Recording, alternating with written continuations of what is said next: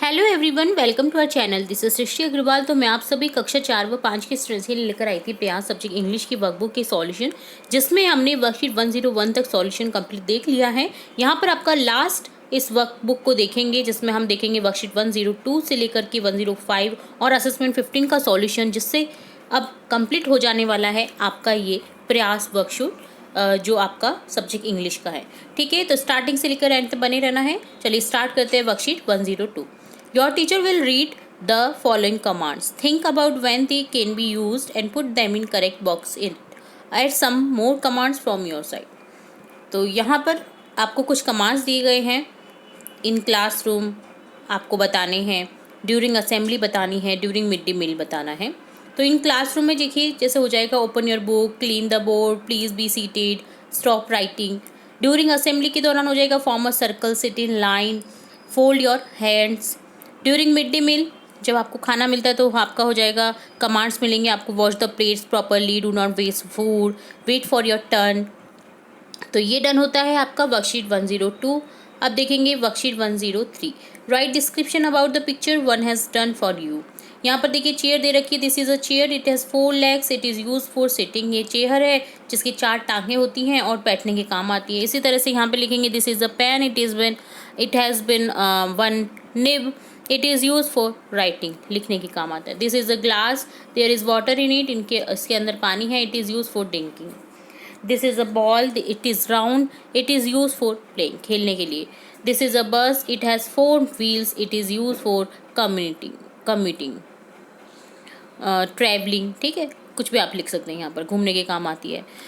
This is an umbrella, it has 4 colours, देखिए 4 colours है, और it is use in rain. तो ये डन होता है 103। अब देखेंगे 104। Read the following story of 3 birds carefully. 3 birds की स्टोरी दे रखी है आपको। नीलू, लालू और Peelu were living on a tree. पेड़ पर रहते हैं नीलू, लालू और Peelu. Neelu was the youngest of the 3। तीनों में से नीलू जो है ना वो सबसे छोटा होता है। Peelu was the eldest, Peelu सबसे बड़ा, ठीक है, और लालू बीच का। One day Neelu was going to buy seeds from the market. Market में सीड्स खरीदने के लिए जाता है Neelu. After buying the seeds खरीदने के बाद he realised that he forgot his bag at home.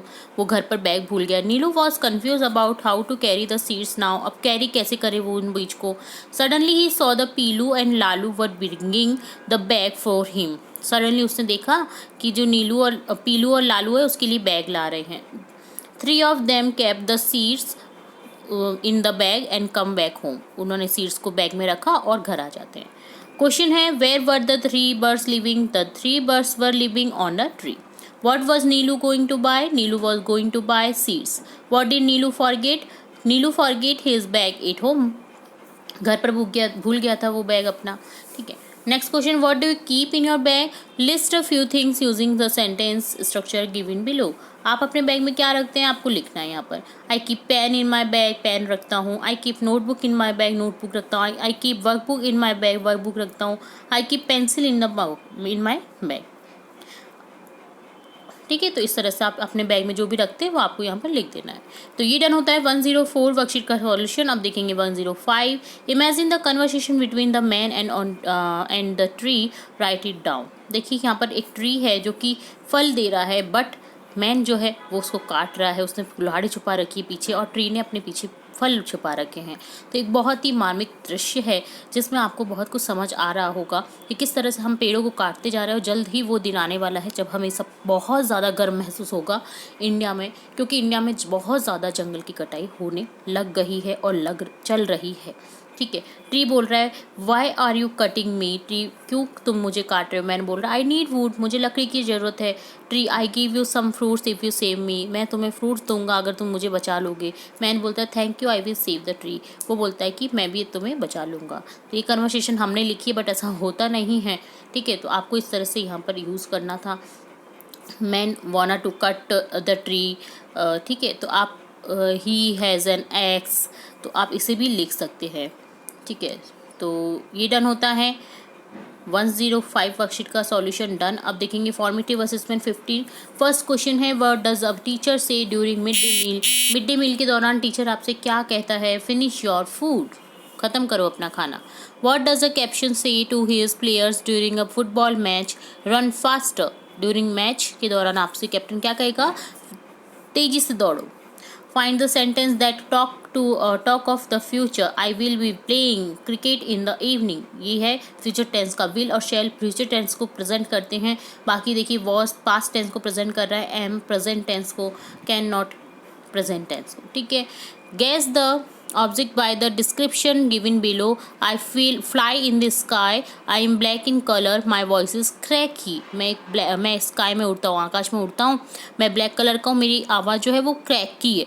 Crow. ठीक है, आंसर क्या हो जाएगा? क्रो, कौवा। Use a and the appropriately to complete this sentence. A and the का आर्टिकल का यूज़ करना है। ए का कॉन्सोनेंट के साथ में यूज़ करते हैं, एन का वोवल के संग में यूज़ करते हैं, और दे का पर्टिकुलर। ठीक है।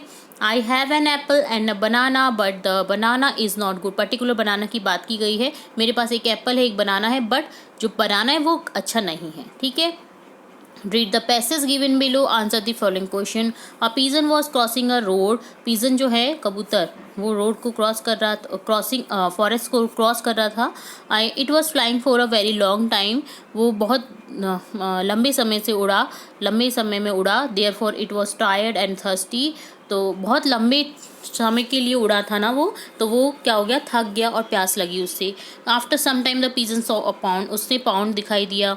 It started coming down to drink water. वो उसकी तरफ जग गया पानी पीने के लिए। Suddenly the pigeon saw that fox is waiting on the ground. जो फॉक्स है, लोमड़ी, वो उसका वेट कर रही है ग्राउंड में। ठीक है। The pigeon went back in the sky. वो स्काई में वापस चला जाता है, आकाश में। Finally he found water in another pond. Another तालाब में उसे एक वाटर दिखाई देता है। ठीक है। Who was waiting on the ground? A fox was waiting on the ground. Why did the pigeon fly back in the sky after seeing the fox? Because the fox will eat them. वो उसे खा जाता, at him. ठीक है। तो यहाँ पर them की जगह आप हिम भी लिख सकते हैं।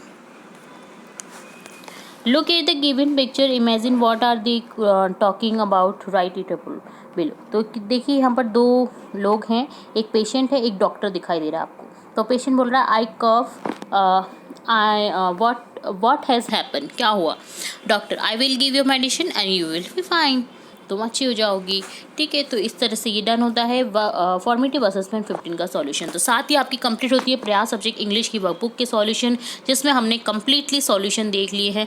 किसी कारणवश कोई भी वीडियो अगर मिस हो गया है या आपने समझने में गलती की है या आप समझ नहीं पाए हैं किसी भी क्वेश्चन को, तो आप हमें कमेंट बॉक्स में कमेंट करके पूछ सकते हैं। आपका अपना चैनल है और नए नए वीडियोस हम आपकी कक्षा से रिलेटेड, एग्जाम से रिलेटेड देखते रहते हैं। तो जुड़े रहिए हमारे चैनल के साथ। वीडियो को पूरा देखने के लिए धन्यवाद।